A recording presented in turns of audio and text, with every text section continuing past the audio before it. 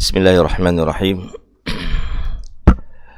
Assalamualaikum warahmatullahi wabarakatuh.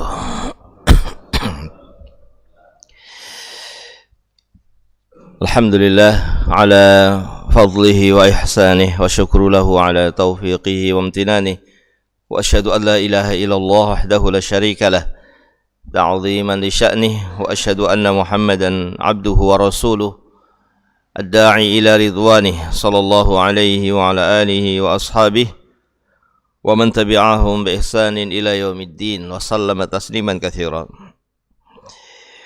اللهم لا علم لنا إلا ما علمتنا وعلمنا بما ينفعنا وزدنا علما اللهم إنا نسألك علما نافعا ورزقا طيبا وعملا متقبلا أما بعد فمعاشر المسلمين rahimani wa rahimakumullah, jamaah yang dirahmati Allah Subhanahu wa ta'ala. Alhamdulillah, kita panjatkan pujian kita kepada Allah Subhanahu wa ta'ala. Kita ucapkan alhamdulillah atas kesempurnaannya, alhamdulillah atas kebaikan-kebaikannya, alhamdulillah atas nikmat-nikmatnya yang terus kita rasakan setiap saat, nikmat yang tidak terhingga. Dan pada pagi hari ini kita mendapatkan nikmat yang besar.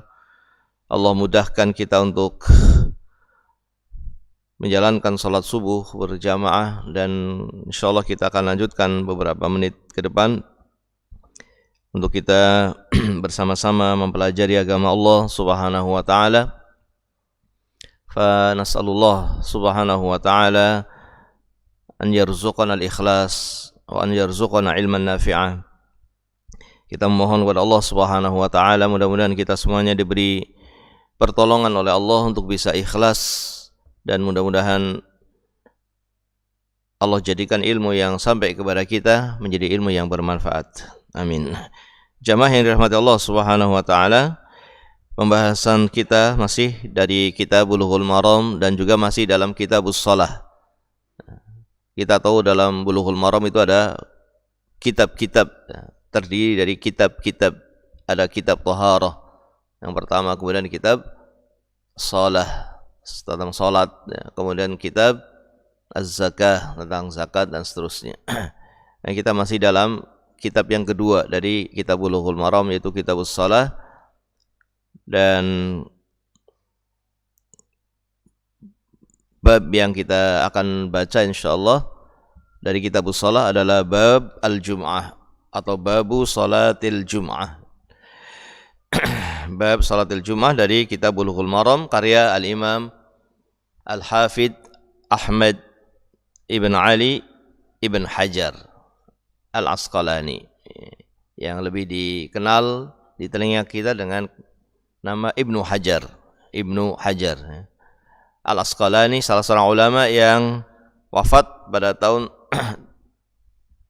kurang lebih 852 Hijriyah. 852 Hijriyah. Ya, disebutkan di sini sebagaimana biasa setelah menyebutkan bab, beliau menyebutkan hadis-hadis Nabi sallallahu alaihi wasallam. Hadis yang pertama yang disebutkan di dalam kitab salat ini atau kitab Salatul Jum'ah adalah hadis Abdullah ibn Amr wa Abi Hurairah. Jadi ada dua hadis ya. Meskipun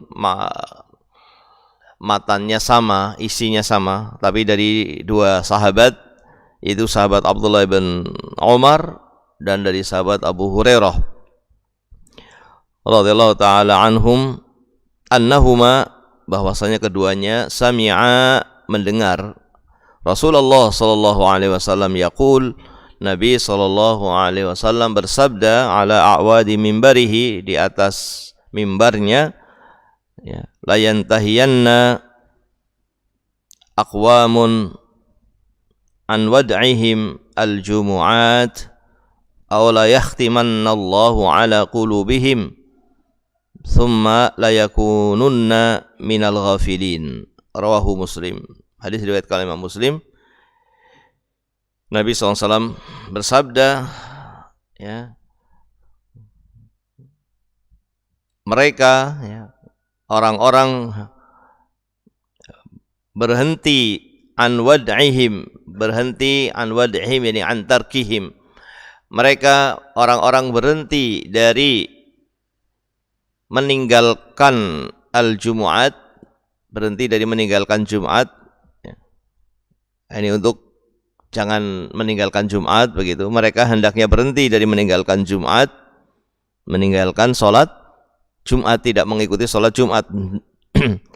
Aw la yahtimanallah, atau kalau mereka tidak mau berhenti dalam meninggalkannya, maka Allah akan tutup ala qulubihim, pada hati-hati mereka. Allah akan menutup hati-hati mereka. Summa la yakununna minal ghafilin, sehingga mereka akan terus menjadi orang-orang yang selalu lalai dari menjalankan sholat Jumat. Ya. Ini hukuman ya, ancaman yang keras bagi orang-orang yang meninggalkan sholat Jumat. Akan dihukum oleh Allah Subhanahu wa taala dengan hukuman yang disebutkan dalam hadis ini. Tentunya juga diancam dengan ancaman-ancaman yang ada dalam sholat berjamaah ya. Ancaman dalam meninggalkan sholat berjamaah, karena sholat Jumat masuk dalam sholat berjamaah.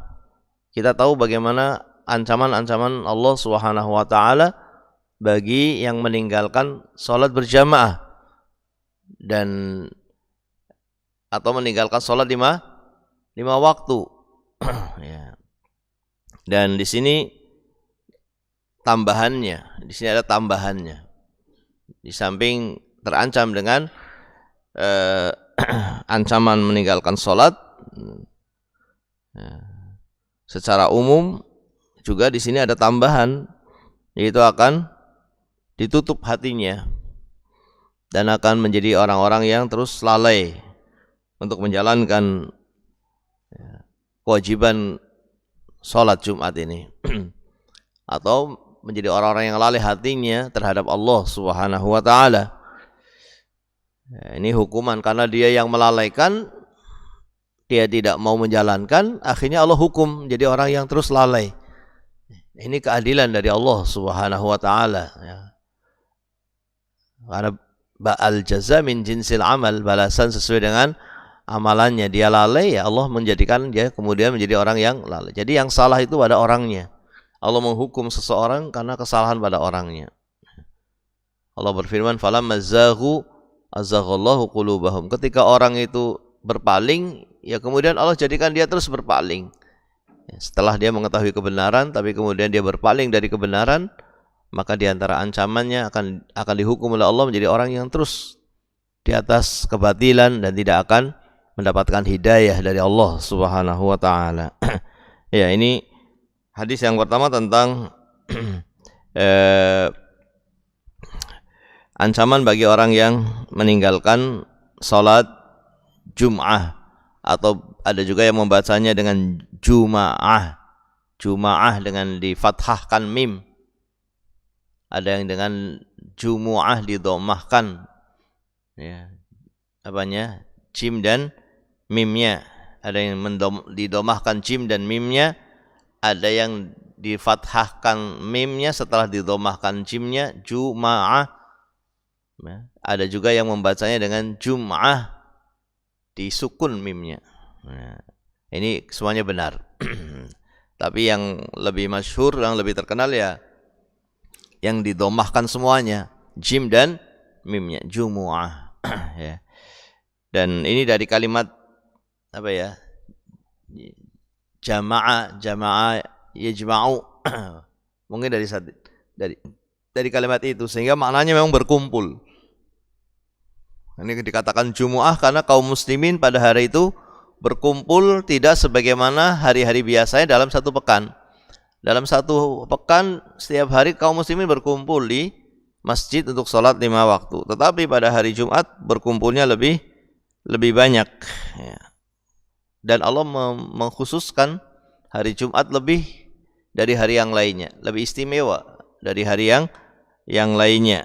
Ya. Dijadikan sebagai hari yang agung, disebutkan sebagai Sayyidul Ayyam.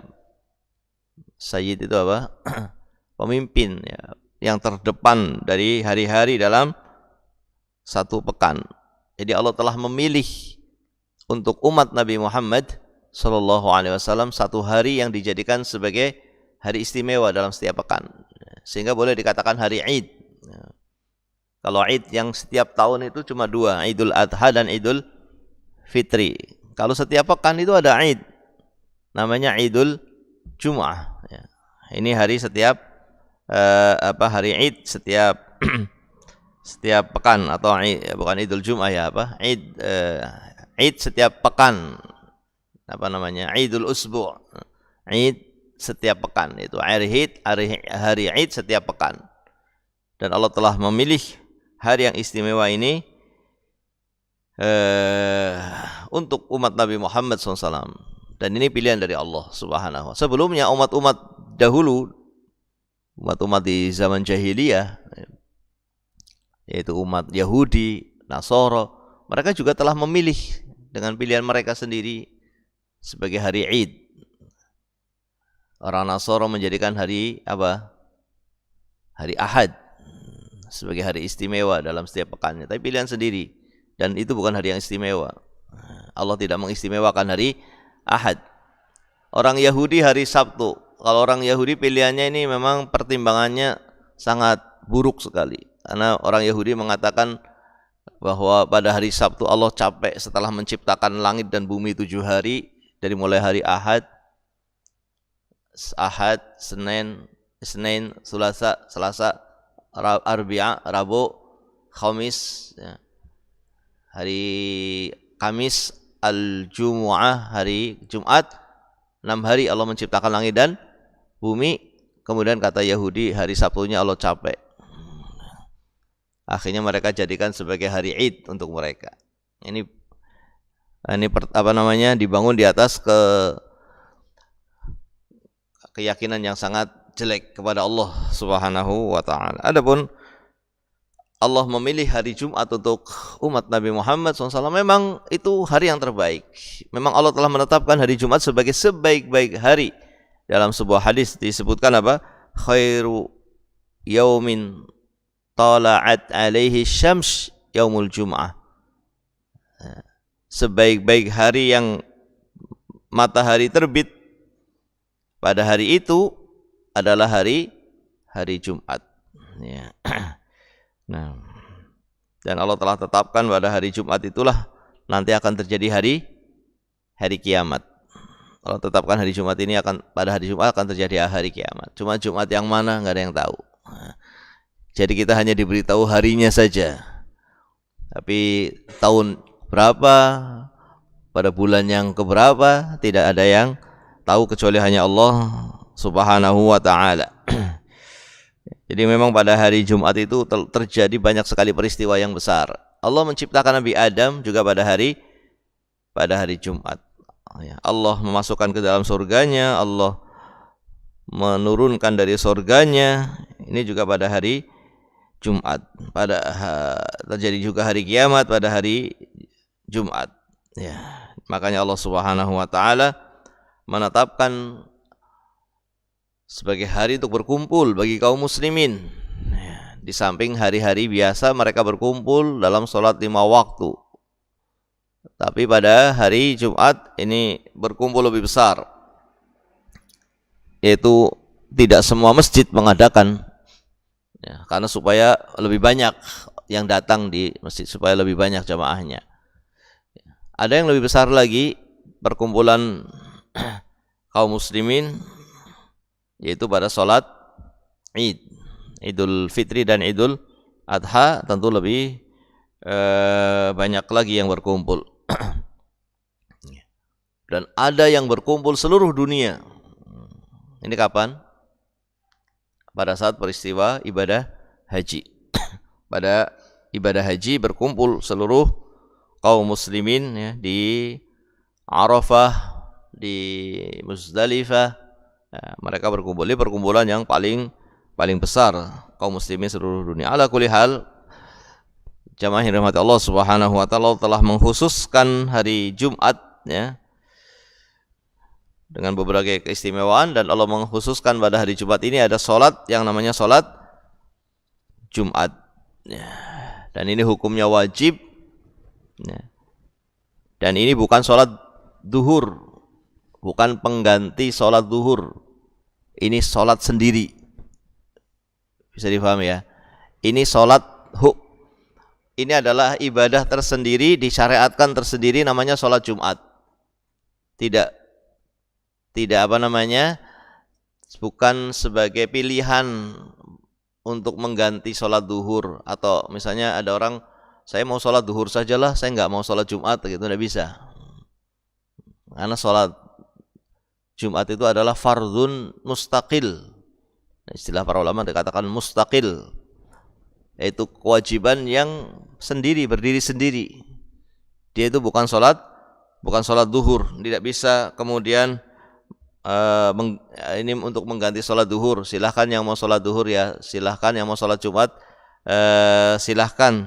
Tidak. Nah, tetapi memang kalau orang itu terluput dari menjalankan sholat Jumat, misalnya tidak bisa menjalankan sholat Jumat, maka dia itu dapat penggantinya, yaitu sholat duhur gitu. Tapi dari awal dia tidak bisa memilih. Dari awal dia tidak boleh memilih, saya mau sholat duhur aja lah hari ini, agak malas nih mau ke masjid untuk sholat Jumat misalnya, tidak bisa. Hukumannya tadi, barang siapa yang meninggalkan sholat Jumat, mereka berhenti dari meninggalkan sholat Jumat, atau kalau tidak Allah akan tutup hati-hati mereka, ditutup hati-hatinya sehingga menjadi orang yang lalai, menjadi orang yang lalai kepada Allah Subhanahu wa taala. Ya. Jadi di sini kalau begitu hukumnya apa? Salat Jumat ini hukumnya wajib ain, fardu ain. Hukumnya wajib bagi masing-masing individu yang terkena kewajiban. Siapa yang terkena kewajiban? Ya, muslim yang mampu, seorang muslim yang sehat, ya, yang tidak ada udzur, Nanti akan datang insyaallah hadis yang menunjukkan siapa yang wajib untuk sholat Jumat, yaitu seorang muslim, bukan muslimah. Ini kalau wanita tidak wajib memang. Nah, karena wanita tidak wajib, maka dia sholatnya tetap sholat zuhur. Tapi kalau ikut sholat Jumat, boleh apa tidak? Wanita ikut sholat Jumat, boleh apa tidak? Boleh. Tidak wajib kok. Iya, tidak wajib tapi boleh. Tidak wajib itu bukan berarti diharamkan, tidak. Tapi tidak wajib. Kalau tidak sholat Jumat itu tidak berdosa karena tidak wajib. Wanita tidak wajib sholat Jumat. Tapi kalau dia ikut sholat Jumat, maka dia telah menjalankan kewajiban, sehingga dia tidak perlu kemudian sholat zuhur karena sudah menjalankan sholat Jumat. Tapi sebetulnya tidak wajib. Begitu pula orang yang sakit. Orang yang sakit tidak wajib untuk sholat Jumat. Tapi kalau dia memaksakan diri ikut, ya sah dan mendapatkan pahala sholat Jumat, dan tidak wajib untuk sholat zuhur karena sudah sholat Jumat. Ya, insyaallah nanti ada hadisnya menunjukkan hal itu. Ala kulli hal, yang jelas di sini ada ancaman, ya. Ada ancaman dari Nabi sallallahu alaihi wasallam ya, yang memberikan ancaman bagi mereka yang meninggalkan sholat Jumat. Allah akan menutup hatinya dan menjadi orang-orang yang lalai, karena kalau sudah tertutup hatinya, hidayah tidak bisa masuk. Hidayah tidak akan bisa masuk, sementara tempatnya hidayah itu ada di dalam hati. Tapi ketika sudah ditutup, ya, maka tidak akan mendapatkan hidayah dan akan terus menjadi orang yang lalai. Nasallallahu salamah. Jadi ini juga pelajaran bagi kita bahwa kemaksiatan itu bisa menjadi sebab ditutupnya hati orang yang melakukannya.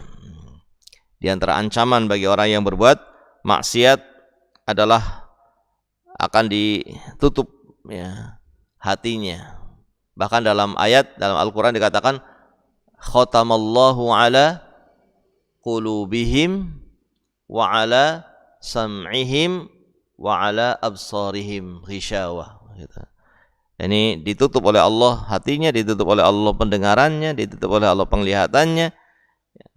Ini akibat dosa yang dilakukan oleh seseorang dan dia tidak bertaubat kepada Allah Subhanahu wa taala, akhirnya ditutup hatinya. Oleh karena itu di antara cara untuk membukanya ya tadi segera bertaubat kepada Allah supaya tutupnya ini lepas, bertobat kepada Allah. Jadi orang kalau ngerti, sudah tahu ini bulan Ramadan misalnya, bulan yang pahala dilipat gandakan, atau 10 hari yang pertama di awal bulan Dzulhijjah sebagai hari yang paling afdol dalam 1 tahun. Sampai dikatakan oleh para ulama 2 rakaat salat di 10 hari pertama awal bulan Dzulhijjah itu lebih afdol daripada 2 rakaat di bulan Ramadan. Ya. Tapi kok mau menjalankannya kok berat. Ya. Untuk menjalankannya berat, malas. Maka bisa jadi ini yang menjadi masalah ada pada hatinya. Padahal sudah ngerti ini keutamanya sangat besar. Keutamanya sangat besar. Ya. Dilipat gandakan pahala. Tapi kok berat, malas. Maka sangat mungkin ini yang bermasalah adalah apanya? Hatinya. Maka bagaimana caranya bertobat? Ya, makanya kita diperintahkan atau dinasihati oleh para ulama untuk memulai dengan taubat ketika menghadapi bulan Ramadan, menghadapi 10 hari yang pertama di awal bulan Dzulhijjah. Itu diawali dengan bertaubat kepada Allah Subhanahu wa taala, karena ada ya orang-orang yang dengan sebab dosanya menjadi tertutup hatinya, ditutup oleh Allah Subhanahu wa taala hatinya, tidak terpengaruh dengan nasihat, tidak terpengaruh dengan ayat-ayat Al-Qur'an. Ya. Nah, dan ini hukuman ini bisa dikatakan lebih berat ya daripada hukuman fisik yang berupa sakit ya, atau yang berupa semisalnya ya. Nah, karena hukuman-hukuman itu ya hanya hukuman di dunia, hukuman fisik ya, seperti sakit ya, atau mungkin hilang hartanya, ini hukuman ringan sebetulnya. Yang paling berat itu sebetulnya hukuman kalau Allah sudah menutup hati. Ini hukuman yang paling berat yang Allah berikan kepada hambanya, yaitu disebabkan karena maksiat yang dilakukan oleh seseorang kepada Allah Subhanahu wa taala. Ya, jadi di sini salat Jumat hukumnya wajib fardu ain ala kulli muslimin qadirin alaihi. Bagi seorang muslim yang mampu, maka salat Jumat itu tidak boleh ditinggalkan. Barang siapa yang meninggalkan sementara dia itu muslim, mampu, tidak sakit, bukan musafir ya, kemudian dia tidak ada uzur tapi dia tidak menjalankannya, maka terancam ya dengan ancaman ya yang keras, yaitu akan ditutup hatinya oleh Allah Subhanahu wa taala. Nah, ya. Begitu pula kalau kita melihat ayat yang ada dalam surat Al-Jumu'ah, ya ayyuhalladzina amanu idza nudiya lis-salati min yaumil jumu'ah fas'au ila dzikrillah wa dzarul bai'. Di sini juga ada larangan apa? Ada larangan dari berjual beli setelah dikumandangkannya azan yang kedua. Kalau ada 2 azan, boleh 2 azan, boleh 1 azan. Kalau sudah azan yang kedua di mana imam sudah naik mimbar, maka diharamkan jual beli. Diharamkan jual beli ya. Dan dia harus meninggalkan jual belinya, karena ini akan membuat orang jadi apa? Bermalasan untuk sholat. Nah, kalau dia terus melakukan jual belinya, ini akan menyeret kepada meninggalkan sholat. Ya. Karena kalau ini menjadi hal yang biasa, berbuat salah dan menjadi kebiasaan, lama-lama apa? Menjadi terbiasa. Ya. Maka di sini Allah dengan tegas mengatakan tinggalkan jual beli, tidak boleh jual beli. Artinya jual beli yang dilakukan pada saat itu bagi yang wajib, ya, yaitu laki-laki muslim, tidak sakit, bukan musafir. Kok saat itu melakukan jual beli, maka jual belinya tidak sah. Jual belinya tidak sah karena pada waktu yang tidak boleh jual beli. Tapi bagi perempuan, karena perempuan tidak wajib, ya sah saja. Wallahu taala a'lam bishawab. Kemudian hadis yang berikutnya, wa an Salamah ibn al-Aqwa radhiyallahu taala anhu. Qala, beliau berkata, kunna nusalli ma'a Rasulillah sallallahu alaihi wasallam yaumal Jum'ah. Kami dahulu salat bersama Rasulullah sallallahu alaihi wasallam pada hari Jumat.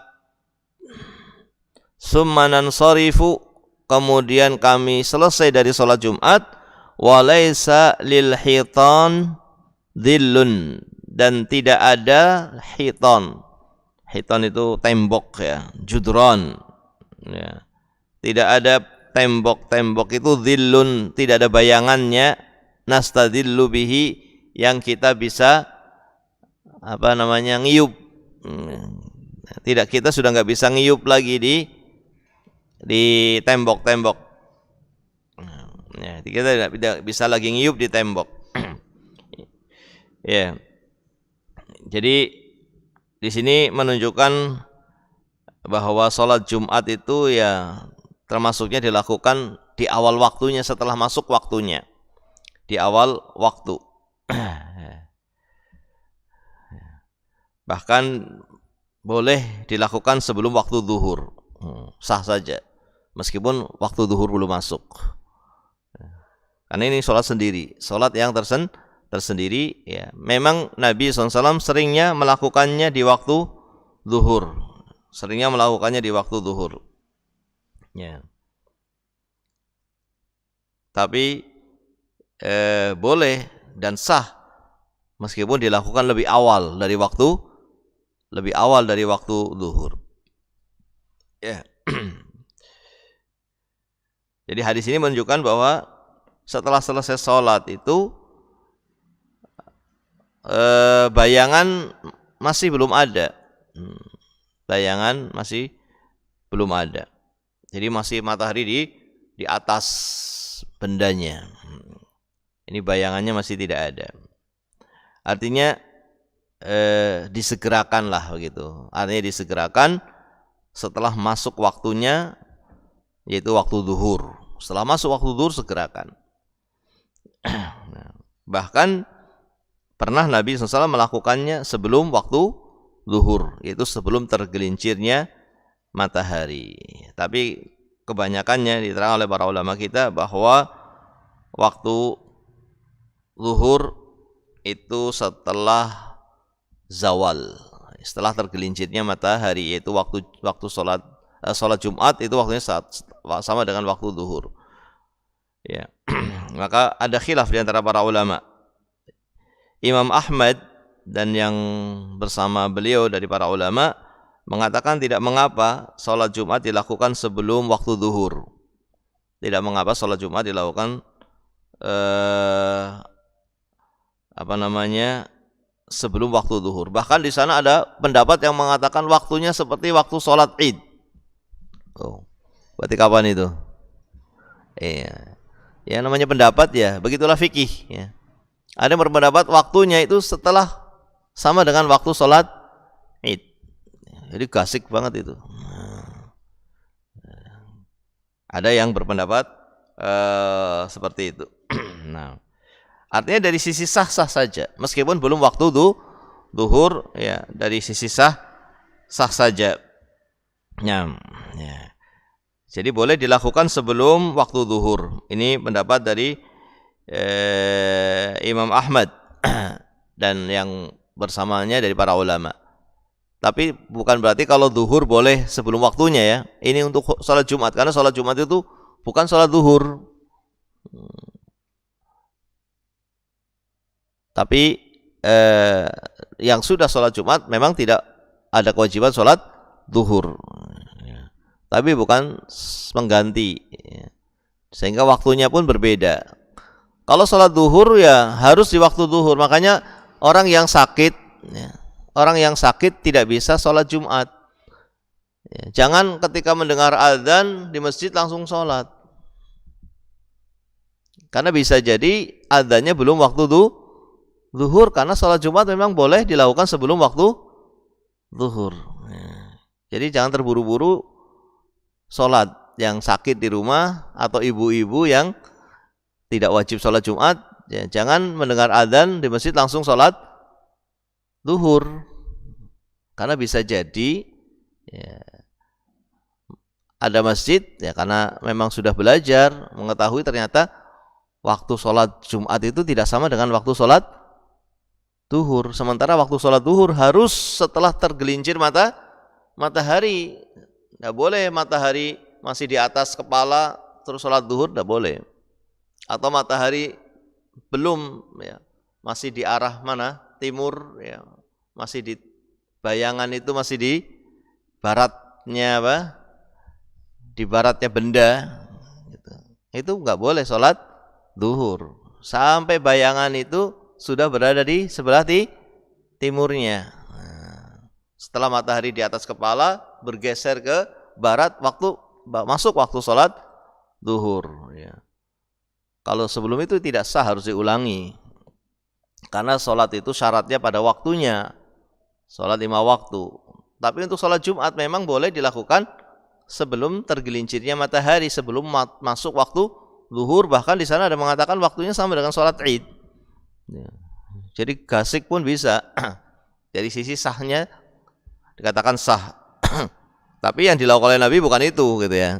Yang dilakukan oleh Nabi SAW bukan sama dengan waktu sholat Id, bukan. Ya, jadi kita yang mengikuti Nabi. Terus bagaimana yang dilakukan Nabi? Yang dilakukan Nabi ya seringnya, kebanyakannya itu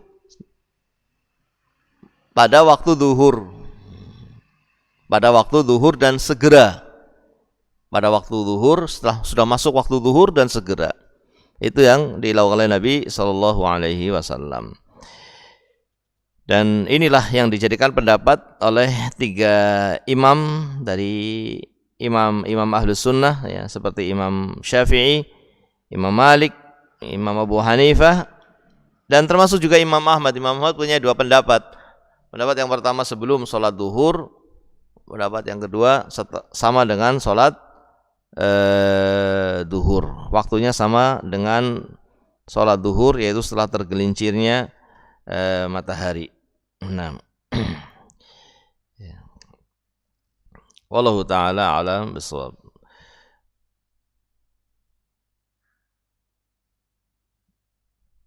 Jadi di sini dari sisi ini maka yang lebih hati-hati tentunya dilakukan, baik itu khutbahnya maupun sholatnya itu dilakukan setelah tergelincirnya matahari. Itu yang lebih hati-hati insyaallah. Meskipun seandainya kok dilakukan sebelum tergelincirnya matahari sudah khutbah ya, karena khutbahnya kan di sini lebih dulu daripada sholatnya, karena ini syarat sahnya sholat Jumat harus ada khutbah. Berbeda dengan sholat Id. Sholat Id itu khutbahnya bukan syarat, tidak pakai khutbah pun sah. Tapi kalau sholat Jumat ini khutbahnya syarat dari sahnya sholat, dia harus dilakukan. Nah, dilakukannya itu seandainya dilakukan sebelum waktu zuhur maka sah. Tapi yang lebih hati-hati kita lakukan setelah masuk waktu zuhur. Ya.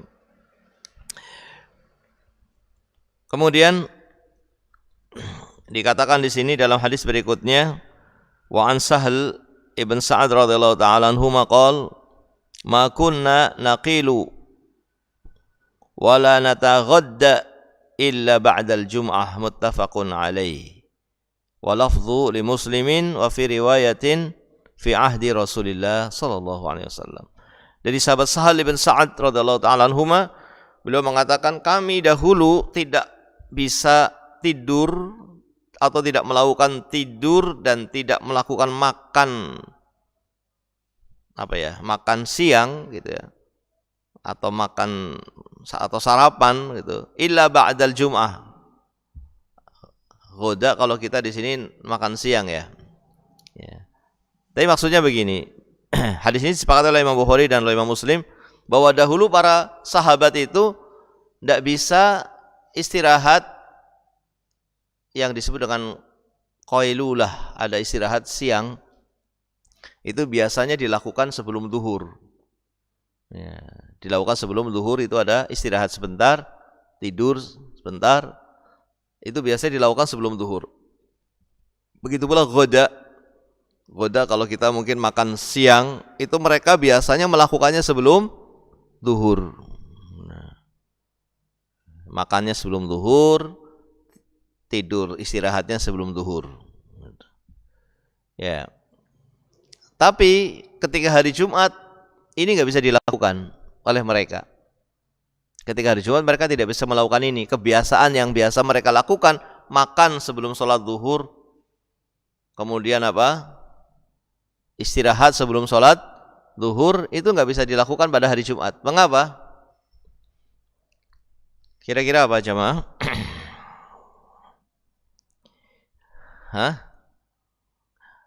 Ya karena mereka gasik dalam menghadiri sholat Jumat. Gasik. Mereka sudah ke masjid untuk menunggu sholat Jumat itu dari awal waktu, gasik. Karena di sana, apalagi di sana ada keutamaan orang yang berangkat di waktu yang pertama seperti berkorban dengan seekor unta. Jam berapa ini? Yang gasik ini, unta. Kedua berikutnya Sa'ah yang kedua sapi. Sa'ah yang ketiga kambing.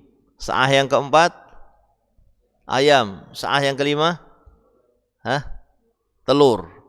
Ini 5. Hitungannya kalau dikatakan 5 jam, masing-masingnya 5 jam. Sementara sholat zuhurnya jam 12 misalnya. Berarti yang telur ini jam berapa ini? Mungkin jam 11. Yang seringnya kita berangkat itu. Jam 11. Kalau mau korban ayam ya jam 10 berangkatnya. Kalau yang mau kambing jam 9. Yang sapi jam 8. Yang mau unta jam 7 sudah berangkat. Siapa yang berangkat kita jam 7? Nah, para sahabat dahulu orang yang bersegera dalam beribadah ya, sehingga mereka tidak sempat untuk istirahat ya. Tidak sempat untuk istirahat, terus tidak sempat untuk makan karena mendahulukan sholat Jumat di awal waktu gitu. Ya. Ya, wallahu taala alam bisawab.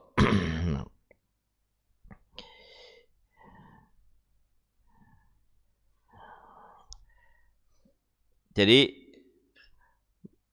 hadis ini pun ada yang mengatakan kalau begitu sholat Jumat ini memang waktunya sebelum zuhur, karena sampai mereka tidak bisa makan ya, atau istirahat sebagaimana biasanya gitu. Nah, ya.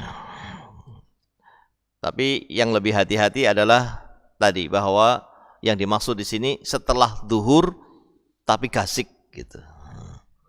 Setelah zuhur, setelah masuk zuhur dan gasik itu waktu sholat Jumat yang sering dilakukan oleh Nabi Sallallahu Alaihi Wasallam. Namun kita tidak katakan tidak sah bagi yang menjalankannya kalau sebelum zuhur, karena memang waktunya tidak sama dengan waktu zuhur, karena ini bukan sholat zuhur. Ini bukan sholat zuhur. Tapi bagi yang tidak sholat Jumat karena uzur sehingga dia sholat zuhur, maka harus dipastikan waktunya setelah waktu zuhur. Ya, kalau perlu melihat jadwal waktu sholat. Ya. Masjid sudah adzan, jangan langsung sholat. Lihat dulu jadwal waktu sholat, oh sudah masuk zuhur. Ya. Baru sholat zuhur. Karena kalau dilakukan sebelum waktu zuhur, sholat zuhurnya nggak sah. Tapi kalau dilakukan sebelum waktu zuhur, sholat Jumatnya sah. Kalau sholat Jumat. Tapi kalau sholat zuhur tidak sah. Kalau sholat Jumat sah. Meskipun yang bagus, yang lebih hati-hati adalah dilakukan setelah masuk waktu zuhur untuk sholat Jumat. Nah,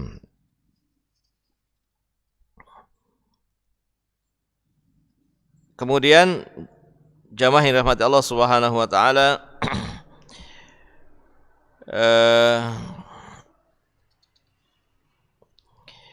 hadis berikutnya, wa an Jabir radhiyallahu taala anhu anna Nabiy sallallahu alaihi wasallam kana yakhutubu qa'ima. Dari sahabat Jabir radhiyallahu taala anhu bahwasanya Nabi sallallahu alaihi wasallam dahulu ketika khutbah Jumat beliau berdiri. Ya. Maka di sini memberikan belajar atau memberikan faedah kepada kita, ya, di antara adab salat Jumat adalah khutbahnya dilakukan oleh imam dengan posisi berdiri.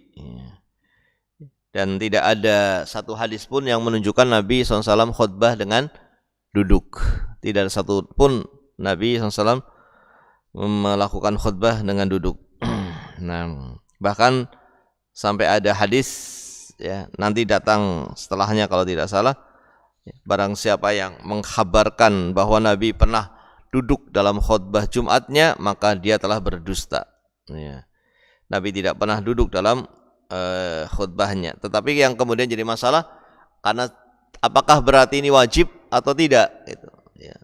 Apakah ini sesuatu yang wajib atau ini sesuatu yang sunnah berdiri ini? Maka di sana memang ada pendapat yang mengatakan ini sunnah. Ya. Artinya kalau duduk pun sah saja. Namun di sana ada yang mengatakan ini wajib, ya. Bahkan ini menjadi syarat, sehingga kalau khutbah kok sambil duduk, padahal dia mampu untuk berdiri, ya, duduk padahal dia mampu untuk berdiri. Berarti kalau duduk karena ada udzur maka sah, ya. Tapi kalau dia duduk tanpa ada udzur, ya, maka tidak sah. Nah, dia tidak sah khutbahnya. Nah, karena dia telah meninggalkan yang wajib, karena Nabi SAW tidak pernah duduk dalam khutbahnya. Dan ini nampaknya ini pendapat yang lebih benar insyaallah, yaitu harus berdiri, harus dengan berdiri, tidak boleh duduk, ya. Jadi hadis ini menunjukkan tentang disyariatkannya untuk berdiri ketika khutbah Jumat. Kemudian dikatakan fajaat airun minasyam. Ketika Nabi sedang khutbah berdiri, datanglah rombongan dari Syam. Fantaqalan nas ilaiha hatta lam yabqa illa 12 rajula. Nah,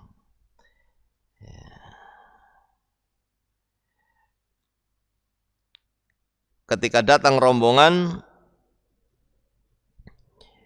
dari Syam, ya, maka saat itu orang-orang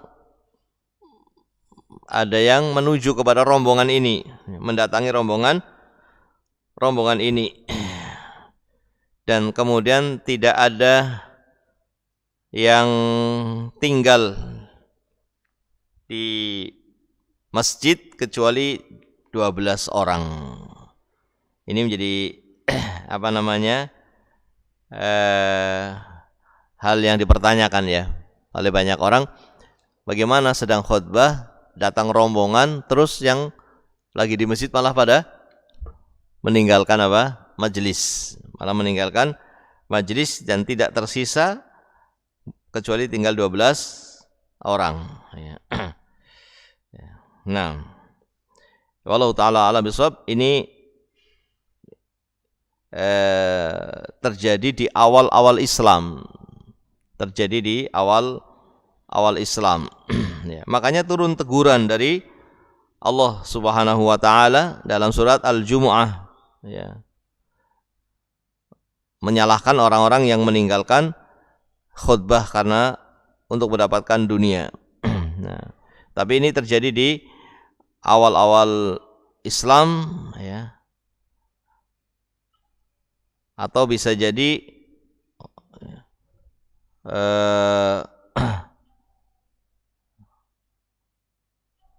bisa jadi di awal-awal Islam itu khutbahnya itu bukan syarat. Bisa jadi begitu juga. Jadi seperti sholat apa? Seperti sholat Id, ya. Jadi sholat dulu baru khutbah. Bisa jadi di awal Islam seperti itu, sehingga khutbahnya bukan syarat. Ketika ada rombongan, ini rombongan dari Syam, itu rombongan yang membawa apa? Membawa dagangan. Dahulu itu kan, di zaman dahulu, di awal Islam itu kaum muslimin bertijarah, berdagang ke Syam, ke Yaman. Dari Syam ke Yaman, di bulan tertentu ke Syam, di bulan tertentu lagi ke Yaman. Ketika datang rombongan dari Syam, berarti membawa apa? Membawa dagangan. Lihat dagangan datang, yang lagi sholat ini pada pergi. Nabi sedang khutbah, mereka pergi. Kenapa? Karena waktu itu, ya, wallahu a'lam bishawab, ini para ulama menjelaskan bisa jadi itu pertama di awal Islam. Yang kedua, khutbahnya itu bukan menjadi syarat, dilakukannya di setelah sholat. Jadi sudah selesai gitu. Ya, seperti sekarang ini sholat Id. Kalau ada orang yang tidak mendengarkan sholat Id, tidak mendengarkan khutbah Id, sah apa tidak? Sah. Meskipun, ya, tidak dianjurkan, tetapi dia kalau misalnya ingin pergi, ya, ingin keluar dari majelis setelah sholat Id, tidak mendengarkan sholat Id, sah saja. Ya. Dan di sini apa namanya, di awal-awal Islam barangkali seperti itu, wallahu ta'ala alam. Sehingga ketika datang rombongan, mereka meninggalkan Nabi SAW yang sedang berkhutbah, ya, dan tidak tersisa kecuali 12, ya, dari para sahabat yang mendengarkan khutbah Nabi Sallallahu Alaihi Wasallam. Nah, ya, dan yaitu istihad, ya, dari mereka yang meninggalkan khutbah karena kebutuhan, ya, karena mereka lagi butuh sekali barang-barang yang memang sangat dibutuhkan untuk dirinya, kemudian datang barang itu dari rombongan tadi, maka dia tinggalkan karena sangat butuhnya. Ini istihad dari mereka, meskipun Allah mencela mereka, Allah menegur mereka dengan diturunkannya ayat dalam surat Jum'ah itu. Ya. Dan tidak tersisa kecuali 12. Ini menunjukkan bahwasanya 12 orang sah, ya. Meskipun yang datang cuma 12 orang, sholat Jumatnya apa? Sah. Nah, ya. Sehingga sampai di antara para ulama ada yang mensyaratkan minimal 12 orang. Yang mengatakan minimal 12 orang dengan dalil ini, dengan kisah yang ada dalam hadis ini. Nah, ya.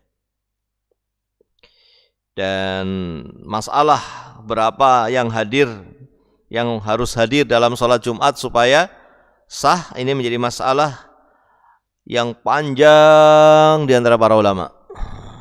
Masalah yang sangat panjang di antara para ulama. Ada yang mensyaratkan minimal berapa? Yang terkenal di negeri kita 40. Ada yang mensyaratkan 40.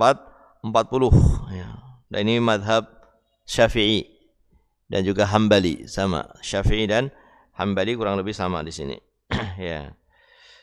Nah, kemudian ya semuanya pakai dalil. Yang 40 juga pakai dalil. Nah, kemudian yang lain berpendapat 12. Ya. Dan yang benar wallahu taala a'lam bishawab, kebanyakan para ulama mengatakan sudah sah meskipun hanya 3. Sah meskipun hanya 3 orang. Yaitu apa? Satunya imam dan khotib, duanya jamaah yang mendengarkan. Nah, jadi ada dua orang yang mendengarkan, yang satunya jadi imam dan jadi khotib, itu sudah sah. Jadi kalau cuma dua nggak bisa, karena dua nggak ada jamaahnya. Kalau dua nggak ada jamaahnya, karena harus ada jamaahnya. Maksudnya dua itu satunya imam, satunya khotib, satunya makmum, itu nggak boleh. Nggak bisa. Minimal satunya imam, satunya khotib, ada dua, ada jamaah yang hadir, yaitu dua minimal. Jadi ada tiga itu minimal. Ya. Dan apa namanya, insya Allah ini pendapat yang benar. Paling sedikitnya untuk sholat Jumat itu ada tiga orang, yang satu menjadi imam dan khotib, yang dua mendengarkan. Nah, namun ya tidak ada secara khusus hadis yang menunjukkan sekian orang, ya. Tapi apa namanya, secara keumuman ya, harus ada jamaah, dan jamaah itu minimal dua, ya, sehingga ya sudah ada dua orang pun sudah sah insyaallah. Dan ini pendapat yang dipilih oleh para ulama muhaqqiqin, ya, seperti Syekhul Islam Ahmad ibn Abdul Halim ibn Taimiyah rahimahullahu ta'ala. Nah, jadi tiga atau lebih itu sudah bisa melakukan sholat Jumat. Ada tiga orang atau lebih boleh mengadakan sholat Jumat.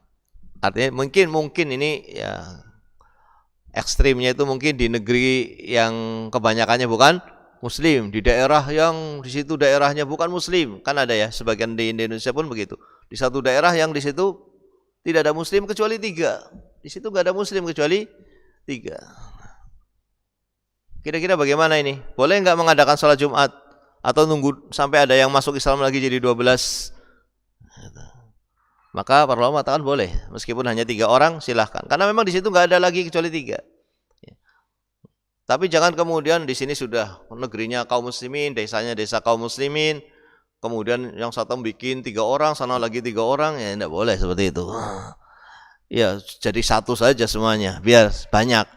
Ya, ini harus lebih banyak daripada sholat lima waktu. Harusnya lebih banyak daripada sholat 5 waktu. Namanya aja Jumu'ah, kumpulan orang berkumpul. Nah, kok cuma 3 sementara jumlahnya banyak gitu. Tapi kalau misalnya di satu tempat, di situ daerahnya non Islam, non Muslim banyakannya, kemudian ada 3 orang dan mereka ingin melakukan sholat Jumat, ya, maka itu sudah sah untuk mendirikan sholat Jumat. Wallahu ta'ala a'lam bishawab. Ya. Kemudian berikutnya, masih ada waktu nggak ini? Hah? Habis. Tambah satu lagi ya. Ini diamnya bagaimana? Baik, satu hadis ya. Wa 'an Ibnu Umar radhiyallahu anhu qala Rasulullah sallallahu alaihi wasallam man adraka rak'atan min salatil jum'ah wa ghairiha falyudhif ilaiha ukhra waqad tammat salatuhu. Rawahu Nasa'i wa Ibnu Majah wa Ad-Daruqutni wal lafdhu lahu wa sanaduhu sahih lakin qawwa Abu Hatim irsalahu. Ya. Nabi SAW bersabda, barang siapa yang menjumpai satu rakaat dari sholat Jumat, ya, maka dia tambahkan satu rakaat lagi dan dia telah menjalankan sholat Jumat. Jadi minimal sholat Jumat itu mendapatkan satu rakaat. Ya, kalau enggak satu rakaat pun enggak dapat. Misalnya masuk masjid, imam sudah tasyahud akhir, itu enggak dapat sholat Jumat. Terus sholatnya sholat apa? Mendapati imam sudah tasyahud akhir, sudah tasyahud, ya, masuk masjid sudah tasyahud, enggak dapat khutbah, enggak dapat rakaat pertama, enggak dapat rakaat yang kedua, dapat imam lagi tasyahud, maka masuk apa tidak? Dia ikut sholat atau tidak? Ikut, tapi sholatnya sholat apa? Ada 2 kemungkinan, bisa sholat sunnah, bisa sholat duhur. Kenapa sholat sunnah? Hah? Ya kenapa kalau sholat sunnah? Enggak bisa dia sholat zuhur. Bisa jadi enggak bisa dia sholat zuhur, tapi baru sholat sunnah. Karena waktunya sebelum zuhur. Bisa jadi waktunya sebelum zuhur dan sholatnya apa? Sholat Jumatnya sah. Karena waktu sholat Jumat sebelum zuhur itu apa? Sah. Tapi kalau dia sholat zuhur sebelum zuhur sah apa tidak? Tidak. Misalnya begitu ya. Ini misalnya jam berapa sih? 11 kok sudah sholat zuhur misalnya. Sah apa tidak? Sah. Sholat Jumat, maaf, jam 11 sudah sholat Jumat. Sah apa tidak? Sah. Tapi yang terlambat datang ini, lambat datang, imam sudah tasyahud, jamnya masih menunjukkan jam setengah 12 misalnya. Nah, dia nggak bisa sholat zuhur. Maka dia sholat 2 rakaat tapi sholat sunnah. Tapi kalau misalnya sudah jam 1 dia terlambat, ya, sudah selesai sholat tinggal tasyahud ya, saja dia masuk, maka dia setelah imam salam dia sholatnya 4 rakaat untuk sholat zuhur, karena dia sudah tidak mendapati sholat Jumat, dia tidak bisa mendapati sholat. Jadi minimal harus mendapati 1 rakaat, dan 1 rakaat minimal didapati dengan apa? Minimal lu dapat 1 rakaat apa? Mendapati ruku. Minimal mendapati ruku. Itu minimal 1 rakaat. Jadi kalau kita masuk imam sedang ruku, terus kita bisa mengikuti rukunya imam, maka kita telah dapat 1 rakaat. Setelah imam salam, maka kita tinggal nambahi 1. Tapi kalau kita masuk imam sudah sami Allahu liman hamidah, kira-kira dapat 1 rakaat apa tidak? Tidak dapat 1 rakaat. Berarti kita sholatnya sholat apa? Bisa 2 kemungkinan. Bisa sholat sunnah atau sholat zuhur. Kenapa sholat sunnah? Karena belum waktunya zuhur misalnya. Ya, tapi kebanyakannya kita biasanya sudah sholat zuhur ya waktunya kebanyakannya. Tapi ini secara fikih saja maksudnya. Secara fikih ada kemungkinan dia sholatnya sholat sunnah, ada kemungkinan dia sholatnya sholat zuhur. Ya. Ya, wallahu taala a'lam bishawab ya. Yang tadi sudah kita janjikan tinggal 1 tambah 1, ya ini sudah cukup tambah 1. Mudah-mudahan yang sedikit ini bisa menggambarkan kepada kita tentang sholat Jumat dan hukum-hukum sekitarnya. Masih ini baru separuh barangkali dari hadis-hadis yang kita baca dalam bab tentang sholat Jumat. Wallahu taala a'lam bishawab. Kita cukupkan ya. Atau ada pertanyaan? Cukup sajalah ya. Nah, subhanakallahumma wa bihamdika asyhadu an la ilaha illa anta astaghfiruka wa atubu ilaik. Assalamualaikum warahmatullahi wabarakatuh.